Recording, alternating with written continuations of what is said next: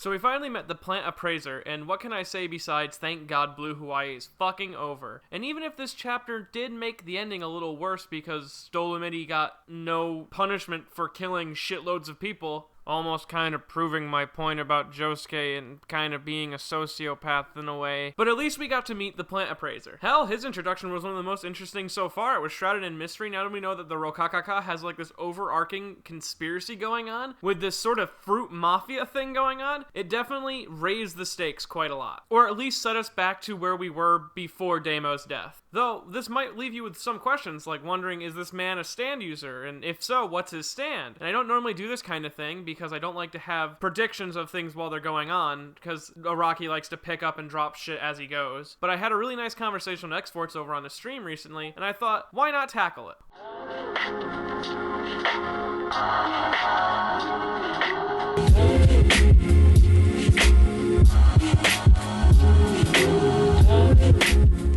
We are introduced to the Plant Appraiser in Chapter 59 around page 18. Norisuke introduces him as an industry secret that only he knows about. He then describes to Josuke that he is a man with a special kind of green thumb. Look, this is a variant of grapes called Ruby Romans. This fall, my Higashikata food parlor will be giving them the name Versailles. Believe it or not, they are priced at 660,000 yen per bunch. These are pickled plums, named gyros, which cost 20,000 yen for just one plum. You are limited to 15 containers which have 8 in each. Each May, we put them on sale, and they sell out immediately. That's because they are special fruits. Flavor, scent, size, moisture content, sense of happiness you get from them, these fruits are a symbol of victory and growth. There is a person that can cultivate these fruits. Now from here on, we can make an estimation that the Plant Appraiser will probably be a stand user, and his stand might have something to do with growing fruit, or something generic of that sense. Since, I mean, hell, look at him. He wears an outfit covered in fruit-like designs. And I understand why people would make that assumption, being that he is a plant appraiser and it's his job, so it should have something to do with plants. I'm gonna say it has nothing strictly to do with plants themselves,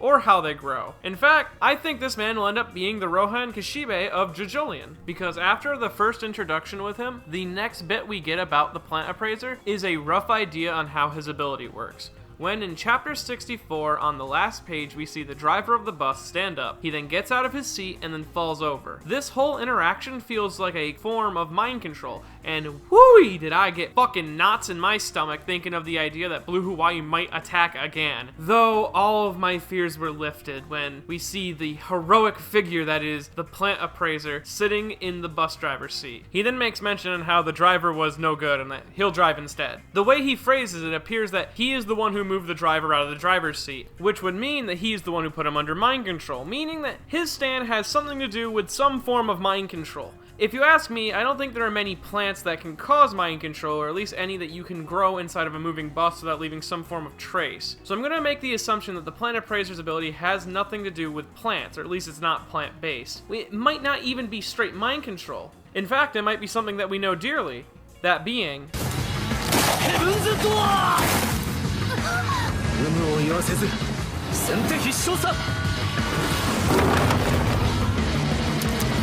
Given that Jojolion is described as a reimagining of Part 4, Diamond is Unbreakable, we need to look back at Part 4 itself. And if you do, you may notice that all of Part 4's main cast has been reimagined already. We have Josefumi, or just straight up Josuke, as Josuke. We have Yasuo as Koichi. We have Koi as Okuyasu. And we have Yoshikage Kira as Jotaro, which is more confusing sounding than it actually ends up being. And that is all of the main cast minus one, Rohan. Though, reminder that these are reimaginings and not reincarnations like Johnny and Diego, so they won't be exactly the same, just slightly.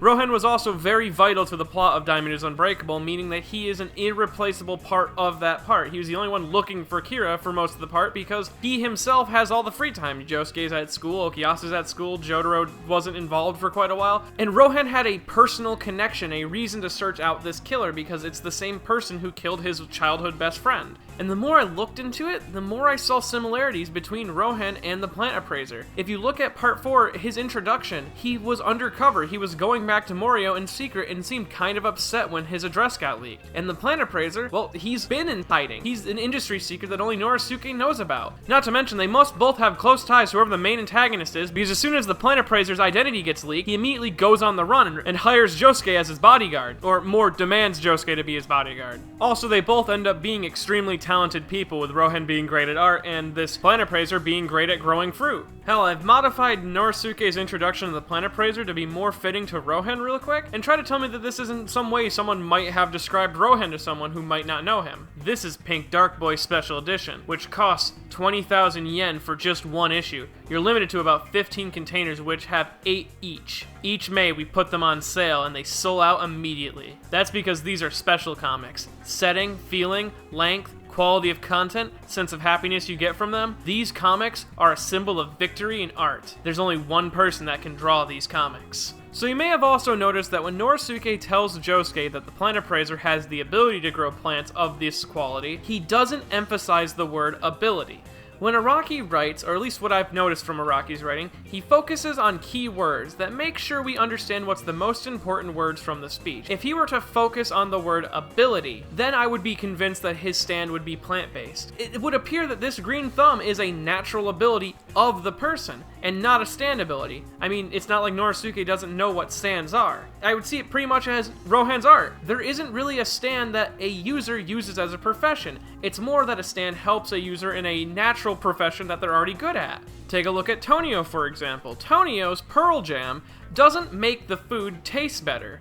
It doesn't make the quality of the materials Tonio uses to cook the food any better. In fact, all the cooking and the materials is on Tonio. If Tonio uses lousy materials, then Pearl Jam will be a lousy ability. Its healing ability is dependent on the materials that Tonio uses and how he prepares them. I mean, look at Rohan. Heaven's Door doesn't make him any better as an artist. It only makes him better as a storyteller through the ability to read people and take their stories in. Then we know through interactions earlier on with Rohan that he doesn't need Heaven's Door's ability to learn interesting things about stories. He's willing to lick the corpse of a spider to get interesting ideas. So he's willing to do anything. You can use his ability in a multitude of different ways, but you wouldn't result in the same skill level as Rohan when it comes to writing stories, unless you yourself were born as a talented artist, or had his dedication. But then again, if we're talking about Heaven's Door and how it helps Rohan be a better artist and storyteller, how could it possibly help a plant appraiser be better at appraising plants? Well, in Thus Spoke Rohan Kashibe, episode 7, we see that Rohan has the ability to read food and get information from them, such as their ripeness, the ingredients used, and how long until they go bad. This ability would work the same on fruits and plants and would make appraising them a very simple task. He would be able to check for all signs and make sure they're A+ quality that he would send out. And it'll also help him learn the best way to grow fruit, because he can literally study the fruit themselves. He could take a fruit that he had already appraised as being really good naturally, and then read into it to see if there's any way he could have improved it along its growth and development, therefore eliminating any faults with the fruit and making it the A+ quality that he is known for delivering. Now, will it be the same Heaven's Door ability we had in part 4? I assume it will be slightly different, but I'm assuring you it will have a read and write ability because of how he works on the bus driver and how his job works. But knowing Jajolian and what it does in the future, I can't confidently say that it will exactly be this. And the Plant Appraiser may not even be a stand user. Who the hell knows? Araki might drop him entirely. What? He'll fucking erase him from the next page. Fuck it. Fuck it. The bite marks and the Plant Appraiser just gone in one fucking go. And maybe I'll be completely right and he'll open up Josuke like a book and read the location of the Rokaka through the Josefumi half of him. Either way, it will be very interesting. Hopefully. Thank you for watching this theory prediction video, whatever it technically is. I don't normally like to do these long predictions because currently airing manga tend to change, and as I said earlier, Araki tends to change his mind constantly and just drop shit randomly. But if you like this shit or want to see more of it, I guess you can tell me below in the comment section. Maybe I'll do more. Maybe I'll do one of like who I think the villain's gonna be or something. If you want more videos like this, I do have a Patreon that I don't shill too often. I always include it in the description, but I do shill something much more, and that's, you can go buy Shimonetta, A Boring World with a Concept of Dirty Jokes Doesn't Exist, over at Funimation.com/show/Shimonetta, A Boring World with a Concept of Dirty Jokes Doesn't Exist, or you can go to Amazon.com and put in two days free shipping. Come on, just do it. It's the best. It's the best anime ever made.